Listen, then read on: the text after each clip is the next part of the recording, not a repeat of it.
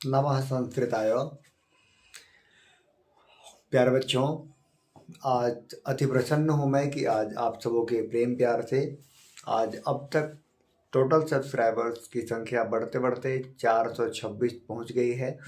आप सभी इसी प्रकार अपना प्यार बनाए रखिए। बहुत बहुत आप सबों को धन्यवाद।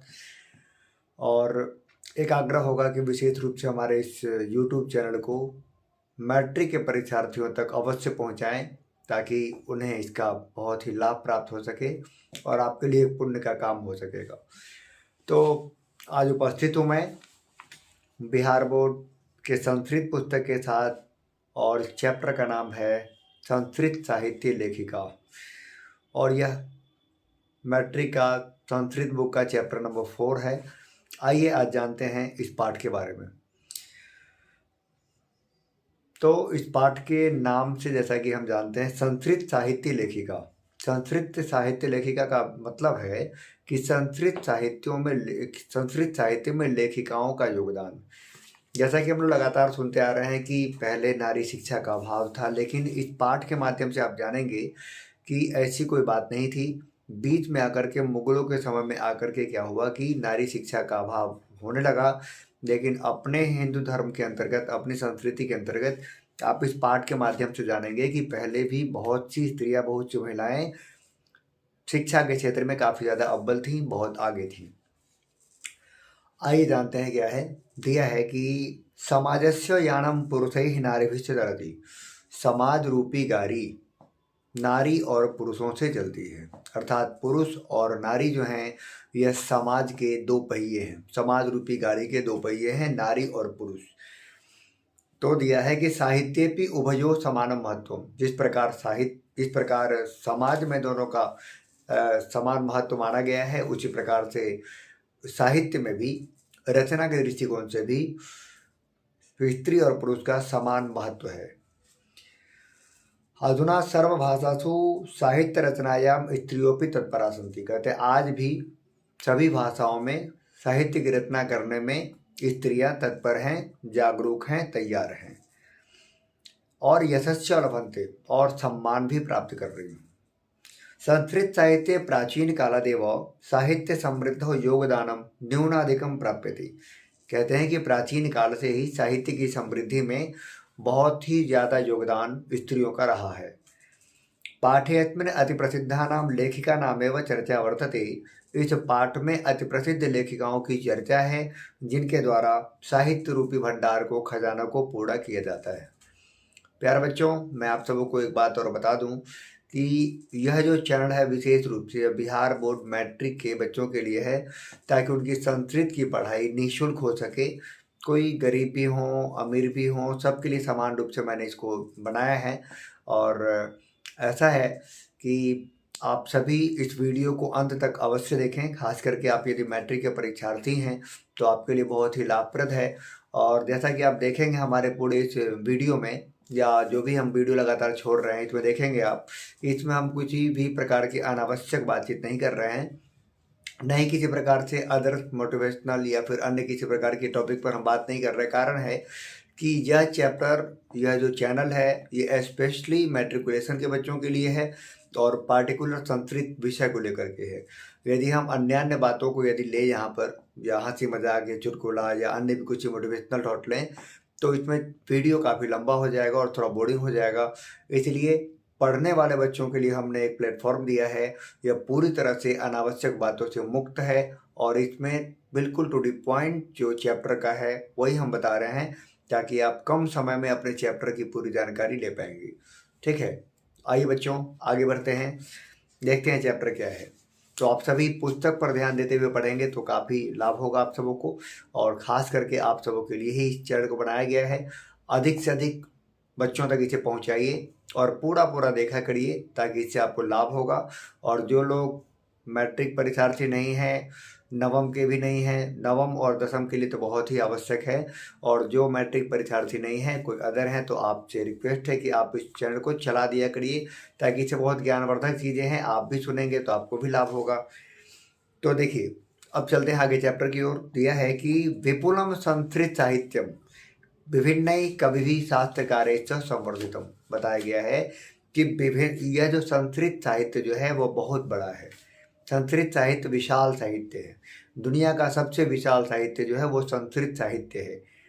तो प्यारे बच्चों दिया है कि यह संस्कृत साहित्य जो है यह विभिन्न कवि शास्त्रकारैश्च संवर्धितम, जब विभिन्न कवियों और शास्त्रकारों के द्वारा संवर्धित किया गया है, बनाया गया है, सुरक्षित किया गया है।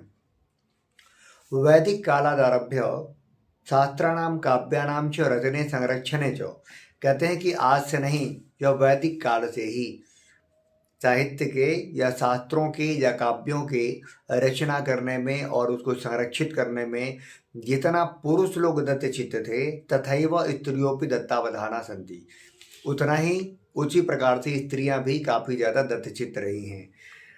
आगे दिया है कि वैदिक युगे मंत्राणाम दर्शका न केवल ऋषियः, वैदिक युग में वैदिक काल में मंत्रों के दृष्टा केवल ऋषि ही नहीं होते थे, अपितु प्रत्युत ऋषि का सन्ति, बल्कि ऋषि पत्नियां भी होती थीं। आप सबों ने कोरोना काल में रामायण देखा होगा। उस रामायण में आप देखे होंगे कि भगवान राम और माता सीता जंगल में जहाँ जहाँ ऋषि मुनि के आश्रम में जाते हैं, वहाँ देखे होंगे आप कि ऋषि मुनि की पत्नियां भी वहाँ पर हैं, और वे सब भी देखेंगे कि बड़ी साध्वी बनी रहती हैं, वो रुद्राक्ष वगैरह धारण की रहती हैं, बड़ी सात्विक प्रवृत्ति की वस्तु रहती हैं। तो ऐसी बात नहीं है कि अपने समाज में स्त्रियों को शिक्षा से काफ़ी वंचित करने की कोई ऐसी परंपरा है, ऐसा नहीं है। क्योंकि आमतौर पर देखा जाता है कि जिन बच्चों की माताएं पढ़ी लिखी होती हैं उनके बच्चे काफ़ी ज़्यादा स्ट्रांग होते हैं, मजबूत होते हैं, ज्ञानवान होते हैं। और मान लीजिए पिताजी पढ़े लिखे हैं लेकिन माताजी पढ़ी लिखी नहीं हैं, तो कहीं ना कहीं माताजी एक उम्र के पड़ाव के बाद या 2 या 3 क्लास के बाद फिर बच्चों को पूरी तरह स्वतंत्र कर देती हैं। यह मान करें बच्चा हमसे ज़्यादा जानता है तो अच्छी तरह पढ़ेगा ही, और यही विश्वास उनके बच्चों को खा जाता है, समाप्त कर देता है। तो वैदिक समय में देखिए तो वैदिक समय में केवल ऋषि ही नहीं बल्कि ऋषि पत्नियां भी मंत्रों की साधना करती थीं, मंत्रों की दृष्टा थीं। दृष्टा का मतलब है दर्शन करना, क्योंकि मंत्र पहले तैरते थे। आप लोग यदि रामायण देखे होंगे तो वहाँ अगस्त्य मुनि के आश्रम में जो भगवान जाते हैं तो आपको वो दृश्य दिखा होगा कि उनके कुटिया के ऊपर मंत्र घूमता था, मूव करता था, और वास्तविकता यही है कि मंत्र का दर्शन होता था, और वही मंत्र आज पुस्तकों में लिखे मिलते हैं। तो आइए देखते हैं, और हो सकता है तो इस चैनल का 2 पार्ट किया जाएगा। यदि इसमें हो जा रहा है तो अच्छी बात है, नहीं तो फिर इसका 2 पार्ट करेंगे। देखिए फिर क्या दिया है कि वैदिक युगे मंत्राणाम दर्शका न केवल ऋषिय प्रत्युत ऋषिकापि सन्ति, अर्थात तो वैदिक युग में वैदिक काल में मंत्रों के दर्शक, मंत्रों के दृष्टा केवल ऋषि ही नहीं बल्कि ऋषि पत्नियां भी हुआ करती थीं। आइए कुछ वेदों के बारे में बताया भी गया है, किन वेदों में कैसी स्त्रियों के बारे में चर्चा है। तो देखिए दिया है कि दिया है यहाँ पर कि ऋग्वेदे चतुर्विंशति, ऋग्वेद में पूरे 24 लेखिकाओं का वर्णन मिलता है। परीक्षाएं पूछता है, ये चैप्टर का बहुत ही ध्यान से सुनिए इसका अर्थ, क्योंकि परीक्षा में इससे जुड़ा हुआ बहुत ही ज़्यादा ऑब्जेक्टिव पूछता है। तो ध्यान देंगे ऋग्वेद में 24 ऋषिकाओं का उल्लेख है। पूछता है ऋग्वेद में कितनी ऋषिकाओं का उल्लेख है, तो ऋग्वेद में 24 ऋषिकाओं का उल्लेख है। 54 ऋषिका मंत्र दर्शनवत्यो निर्दिश्यन्ते, और अथर्ववेद में 5 ऋषिकाओं का वर्णन है।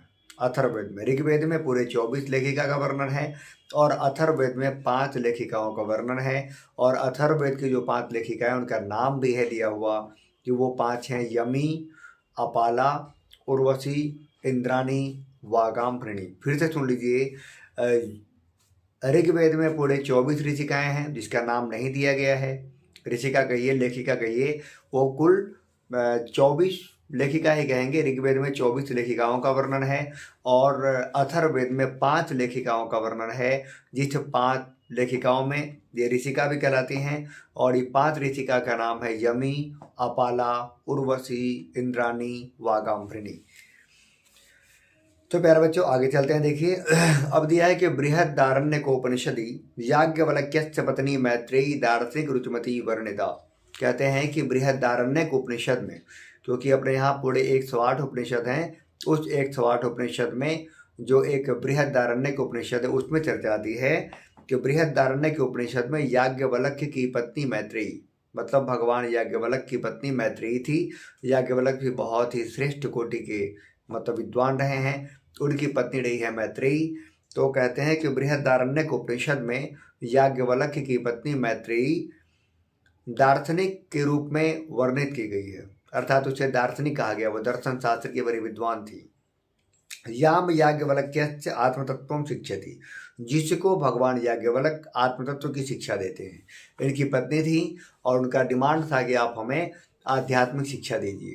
तो याज्ञवल्क्य जी ने अपनी पत्नी मैत्रेयी को जो शिक्षा दिया था वो आत्म तत्व की शिक्षा दिया था। परीक्षा में पूछ सकता है कि याज्ञवल्क्य ने अपनी पत्नी को किस चीज़ की शिक्षा दी थी, तो आत्म तत्व की शिक्षा दी थी। मतलब हम कौन हैं, आत्मा क्या है, हम अपने आप को क्या मतलब समझें, हम कौन है, इसके बारे में विवेचन है आत्म तत्व की शिक्षा। तो प्यारे बच्चों आगे देखिए दिया है क्या कि जनकस्य सभायाम शास्त्रार्थ कुशला गार्गी वाचकनवी तिष्ठति आत्मा। देखिए जहाँ एक एक करके जो लेखिकाओं का योगदान रहा वैदिक काल से लेकर अब तक का, उन सभी लेखिकाओं के बारे में चर्चा किया गया है, ताकि आप इस बात को समझ सकें कि जो भी एक तरह से अफवाह फैलाया जा रहा है हिंदू संस्कृति के प्रति कि जहाँ स्त्रियों को शिक्षा से वंचित किया जाता था, ऐसा कहीं नहीं है। बल्कि हमारे यहाँ तो बड़ी गर्व की बात होती थी कि यहाँ की माताएं बड़ी शिक्षित होती थीं और वेद वेदांग की जानकारी रखती थीं। तो देखिए क्या है कि बृहदारण्यकोपनिषदि ये तो हो गया। आगे है क्या कि जनकस्य सभायाम, राजा जनक यानी सीता माता के जो पिताजी थे उनका नाम है कि राजा जनक की सभा में जो शास्त्रार्थ कुशल थी, शास्त्रार्थ करने में पारंगत थी, उनका नाम है गार्गी वाचकनवी। परीक्षा में पूछ सकता है कि राजा जनक की सभा में शास्त्रार्थ कुशल कौन थी, तो गार्गी वाचकनवी थी। और इतना ही नहीं, महाभारत में भी चर्चा आया है। महाभारते भी जीवन पर्यंतम वेदांतानुशीलन पढ़ाया सुलभाया वर्णनम लभ्यते। कहते हैं कि महाभारत में जीवन भर वेदांत परंपरा का अनुशीलन करने वाली, अभ्यास करने वाली एक लेखिका का नाम है, उसका नाम है सुलभा। यानी सुलभा नाम की स्त्री जो थी वो महाभारत काल में क्या है, पूरे जीवन भर वेदांत परंपरा का अनुशीलन की, अभ्यास की। तो महाभारत काल में सुलभा का नाम आता है। आगे बढ़ते हैं। ये तो हो गया वैदिक साहित्य। संस्कृत साहित्य दो प्रकार के हैं, एक वैदिक साहित्य है और एक लौकिक संस्कृत साहित्य है। आइए देखते हैं क्या है।